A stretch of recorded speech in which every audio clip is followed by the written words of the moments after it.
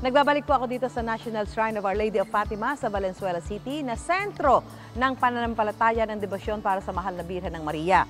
Naitayo ang simbahang ito noong 1961. Idineklara naman ito ng Catholic Bishops' Conference of the Philippines o CBCP bilang National Shrine noong 1976.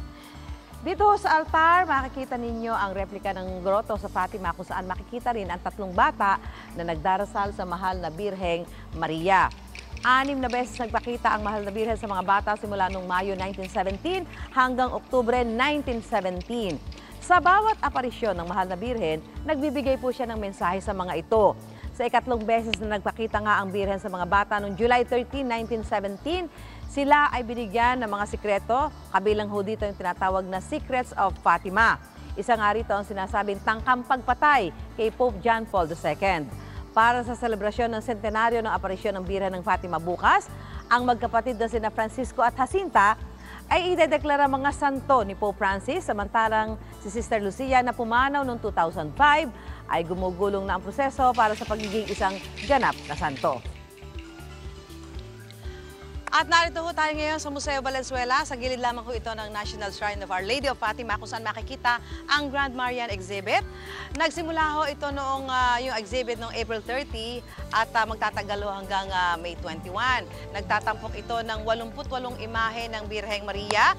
20 rito ay ang Birhen ng Fatima.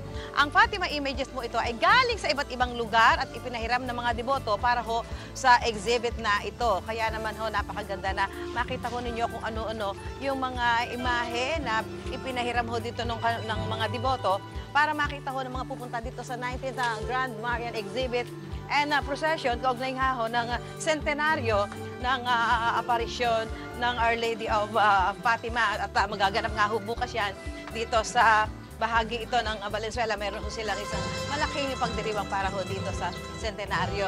Dito ho sa exhibit na ito, makikita ho ninyo yung iba't ibang imahe. Sabi ko nga ho kanina, 20 ho dito ay imahe ng Our Lady of Fatima. Itong sinasabing pinaka-antik na. Talagang ilang taon na ho ang pinagdaanan nitong imahe na ito na ipinahiram ho ng isang deboto para ho dito sa exhibit na ito. Samantalang itong isa naman po ito ay sinasabi nang galing pa ho ng Portugal at nandito ngayon dito sa exhibit para ho makita ho ng ating mga kababayan, lalong-lalo na ho yung mga deboto ng Our Lady of Fatima. Samantala, ito ho katabi natin si Monsignor Santos. Sir, Monsi, thank you so much po for inviting us dito. So ano ang mga magaganap dito sa pagdiriwang natin sa centenaryo ho ng Our Lady of Fatima? Yung mga magaganap mamayang gabi, meron nga kaming gabi ng pasasalamat, meron kaming munting konserto na ang mga naanyayahan po namin ay sina Basil Valdez, si Jamie Rivera, saka yung aming mga koro at iba pang maawit na pari.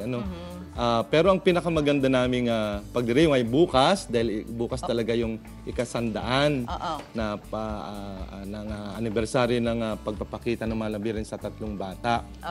May mga misa at pagkaraan ng misa solemne ng alas 6 ng gabi ay may magandang prosesyon. Ano ang mensaheng gustong iparating sa atin, lalong-lalo na sa mga Katoliko nitong ikasandaan taon nitong aparisyon ng Our Lady of Fatima?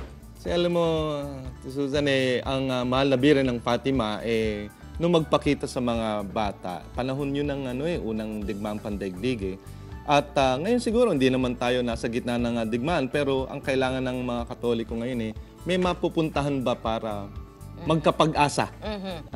Lalo na yung nawawalan ng pag-asa, may mapuntahan sila para hinga ng tulong, para lumakas ang loob, lumakas ang pananampalataya, lalo na sa pananalangin at sa pagdarasal at sa pagpunta ng simbahan. At hindi kailangan maligaw ng landas. Oo. May mga pagsubok sa pinagdaraanan, mga problema, ano man po yung pinagdadaanan, meron tayong pwedeng pagdulugan ng ating problema. Opo.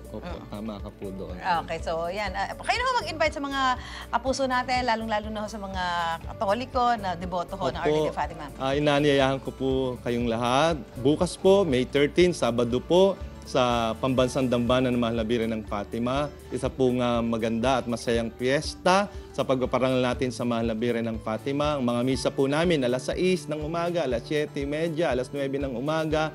At sa gabi po ay alas 6 sa pangunguna po ng Obispo Jose Oliveros, ang Obispo ng Diocese ng Malolos, at meron pong prosesyon pagkaraan po nito. Okay, maraming salamat po, Monsignor Maraming Santo. salamat po. Magbabalik pa po kami mula po rito sa Valenzuela.